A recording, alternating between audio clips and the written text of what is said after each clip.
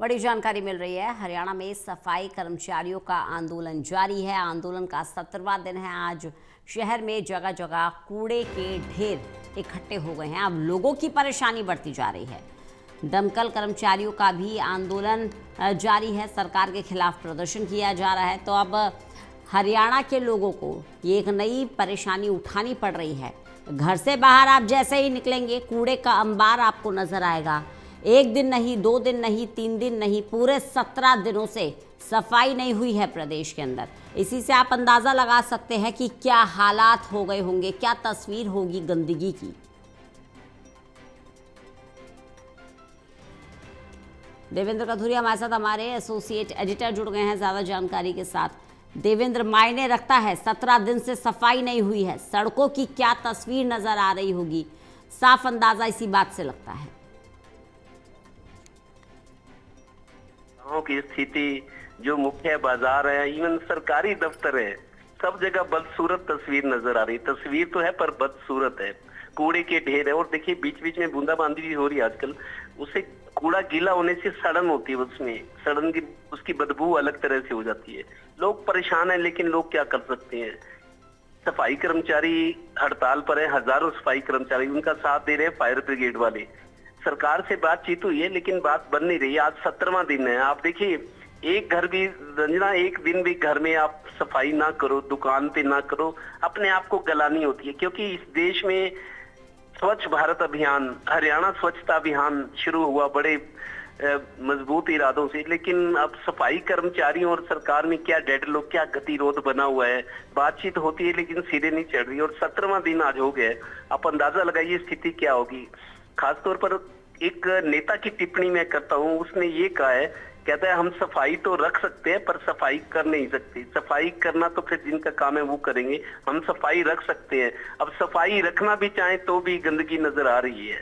तो स्थिति बड़ी भयावह बनी हुई है और बाजारों में दुकानदार परेशान है कि ग्राहक नहीं आ रहे, क्योंकि रास्ते में, बाजारों पे, चौराहों पे, किनारों पे ढेर लगे हैं गंदगी के। और बहुत सारी जगह नालों का पानी, सीवर लाइन का पानी ओवरफ्लो हो रहा है, सड़कों पे गंदगी नजर आ रही है। बदबू तो आती है।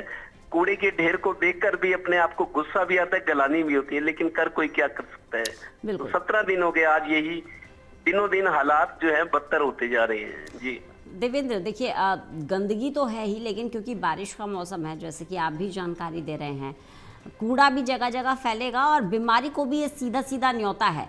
मच्छर जनित बीमारियों का ये मौसम है। डेंगू, मलेरिया, चिकनगुनिया इसी सीज़न में अब फैलता बढ़ता है।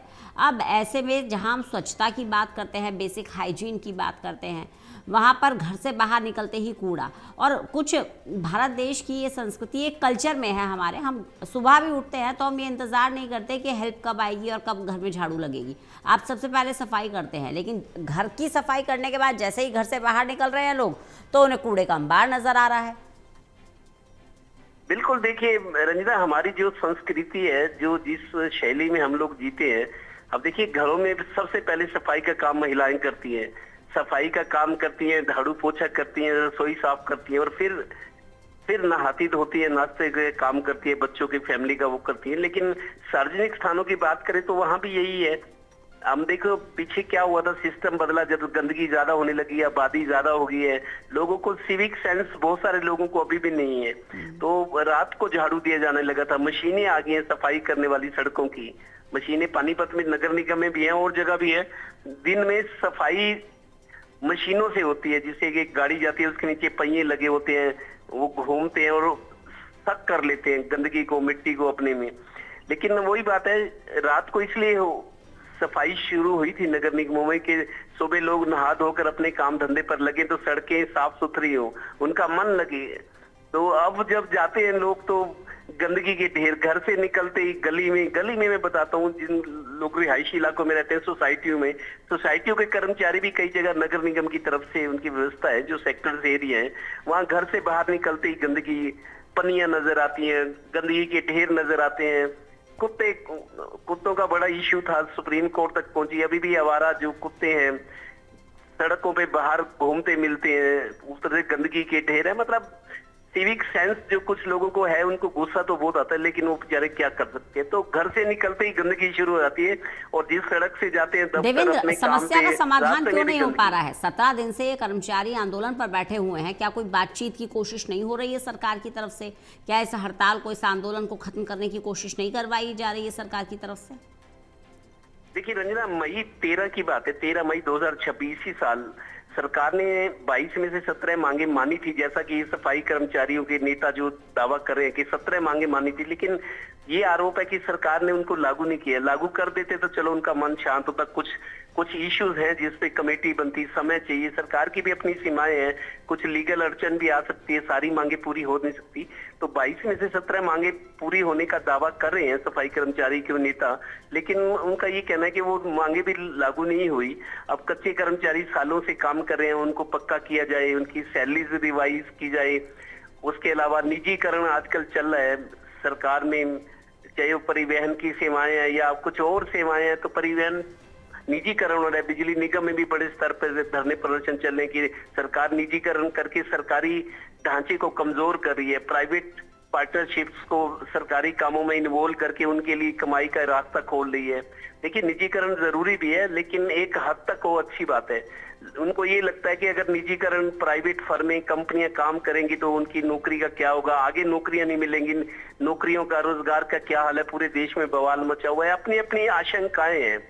तो इस वजह से अब सरकार ने 2 बार बातचीत की, इस हड़ताल में जैसे आज 17वां दिन है, 2 बार बातचीत हुई है, लेकिन सिरे नहीं चढ़ी। कर्मचारी अड़े हुए हैं कि आप ये मांग पूरी करो, सरकार कहती है कुछ पूरा कर देते हैं, कुछ तो पेंडिंग रखेंगे जिसमें समय लगता है। फाइनेंस की भी दिक्कत है। देखिए मुख्यमंत्री चाहे भले ही, हालांकि वित्त मंत्री खुद है मुख्यमंत्री भले ही मांगे मान लें, लेकिन वित्त विभाग की बहुत जरूरी होती है। कोई भी फैसला हो जिसमें पैसा, आर्थिक बोझ पड़ता है, तो वित्त विभाग के बड़े अफसर और उसके वित्त मंत्री तो खुद ही मुख्यमंत्री है, उनको सरकार भी चलानी है, खर्चे बहुत है। जब से ये फ्री की स्कीमें आई है, लाडू लक्ष्मी योजना, पेंशन में बड़ा पैसा खर्च होता है सरकार का। 37 लाख लोगों को सामाजिक कल्याण के तहत बुढ़ापा पेंशन, विधवा पेंशन, विकलांग पेंशन दी जा रही है। लाडू लक्ष्मी योजना शुरू है। कर्मचारियों को 8वें वेतन आयोग केंद्र सरकार ने घोषणा कर दी, तो हरियाणा को भी देना पड़ेगा, उस पर बड़ा आर्थिक बोझ पड़ेगा। 4 लाख करोड़ के नजदीक पहले से कर्जा सरकार पर है, उसका ब्याज चुकाना, कर्मचारियों के भत्ते, पेंशन, सरकारी मंत्रियों के जो दौरे होते हैं उस पर बहुत खर्च होता है, विकास के लिए पैसा बहुत कम बचता है। यही वजह है कि फाइनेंस डिपार्टमेंट की अपनी सीमाएं हैं। अगर सारी मांगे मान लीजिए तो आर्थिक बोझ पड़ेगा, पैसा कहां से आएगा, फंड जनरेशन कहां से होगी, खर्चे ज्यादा है, कमाई कम है। जी चलिए, बहुत बहुत शुक्रिया देवेंद्र हमारे साथ जुड़ने के लिए, इस जानकारी के लिए।